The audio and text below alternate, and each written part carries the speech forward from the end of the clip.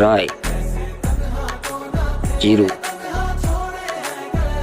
હિંગ, ગાજર, બટેટા,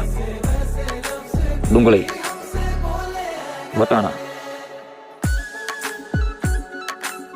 લીલા અને લાલ મરચાં, લસણ, હળદર, સ્વાદ પ્રમાણે મીઠું, લાલ મરચું અને તેની સાથે થોડી એવી ધાણી, ટમેટા, ભાત, પાણી,